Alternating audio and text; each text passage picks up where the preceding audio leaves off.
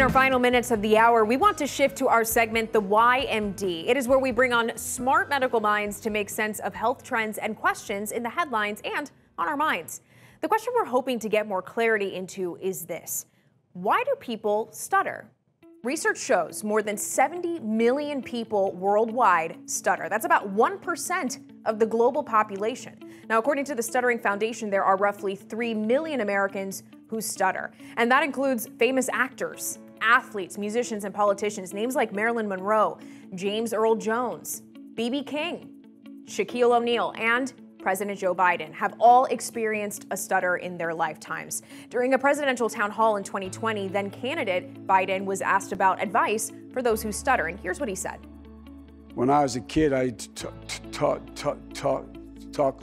like that, and some of you smile. If I said to you when I was a kid I had a cleft palate, and people made fun of me, or I had a withered arm, no one would smile. No one would smile. Because things that people cannot control, it's not their fault. No one has a right. No one has a right to mock it and make fun of it, no matter who they are. The Stuttering Foundation also found that 5% of all children go through a period of stuttering. Most recover by late childhood, yet about 1 out of every 100 will be left with long-term stuttering. With us now to go a bit further is Dr. J Scott Yaris. He's a professor of communicative sciences and disorders at Michigan State University, and he has more than 3 decades of experience as a speech-language pathologist. Thank you so much for joining us, doctor. Thank you for the opportunity to chat. Well, it's a pleasure to have you on. I'm curious, what do you find is the biggest mystery about this condition? Well, some of it you just saw in the clip there is that people can go through a period of stuttering in their lives and yet, for some reason, stop having it be an issue for them. Many young children go through a period of stuttering and then stop. And we don't fully understand why that is. In our research, we found the causes of stuttering are also unknown. I mean, what have you found most common in your work? Excellent. Well, it's very common to read, no one knows what causes stuttering or the causes are unknown, though we do have some very good hints these days from the research that's been done. Most importantly, we know that the brains of people who stutter are actually different from the brains of people who don't stutter. And indeed, the brains of people who stutter and then stop stuttering, recover from stuttering, as is often said, those are different too. So we know that stuttering comes from the brain in some way. And research has identified some rather consistent, robust ways in which we can see these differences. So we can say that stuttering has a neurological origin. Interesting. I mean, the National Stuttering Association says stuttering is 3 or 4 times more common in males than females. I mean, that's yeah. Why is that? So that raises another question about causes. Right. Those neurological differences that I was just talking about, they come from somewhere. And the place they come from is the genetic differences that we see in people who stutter. Stuttering tends to run in families, and there are certain genetic patterns that are more commonly seen in people who stutter. And some of those genetic differences seem to be related to sex, whether a child is male or female. And for some reason, males are more likely to stutter as children and more likely to continue stuttering into adulthood, in part because of those genetics. The genetics. As we mentioned, research shows roughly 5% of children stutter, with many that end up outgrowing the condition. You're mentioning, this is something that there are questions around, but how does that work? Can you dive a little bit deeper? I mean, how are some able to move away from a stutter while others can't? Absolutely. It's interesting how you phrase that about some move away from it and some can't.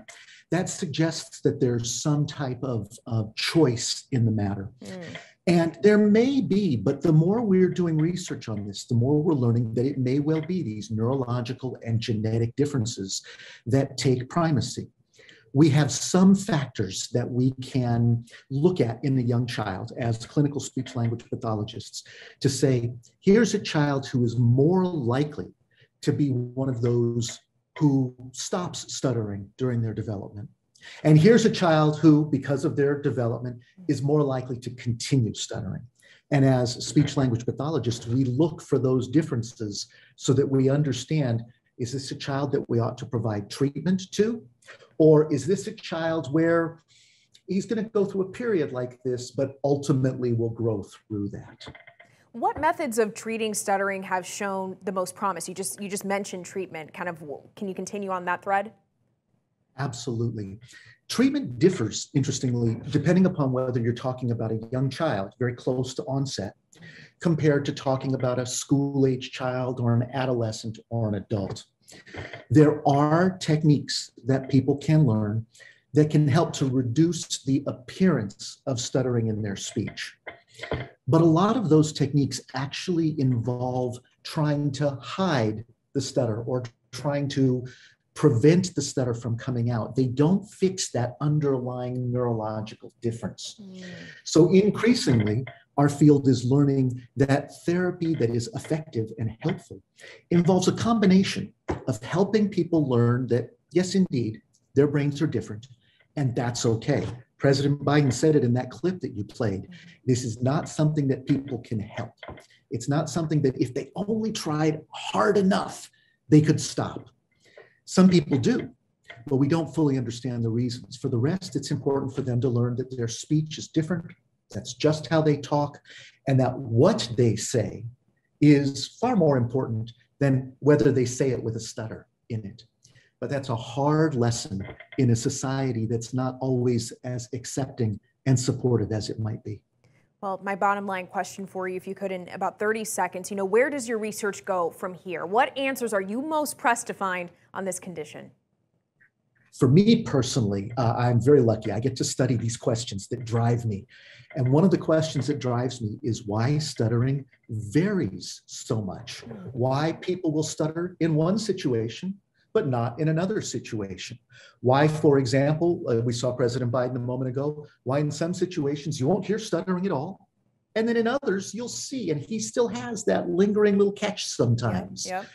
And we don't know why, if the brain is pretty much the same from moment to moment, the speech is not the same from moment to moment. And that's what my research focuses on right now. We've learned a lot about this, and this helps us both in diagnostics and ultimately in treatment. Well, it's absolutely fascinating, Dr. J Scott Yaris. Thank you so much for joining the Why and really just walking us through, what to understand about stuttering and how it varies. And really, I didn't know that, it really ties back to the brain, and that, there's so much around this topic that is being unpacked on the daily. So thank you for sharing your research and your knowledge. Appreciate it.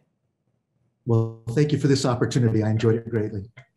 That does it for us this hour, but please keep your ideas coming our way. You can tweet us with the hashtag #TheWhy and email us at thewhy@newsy.com.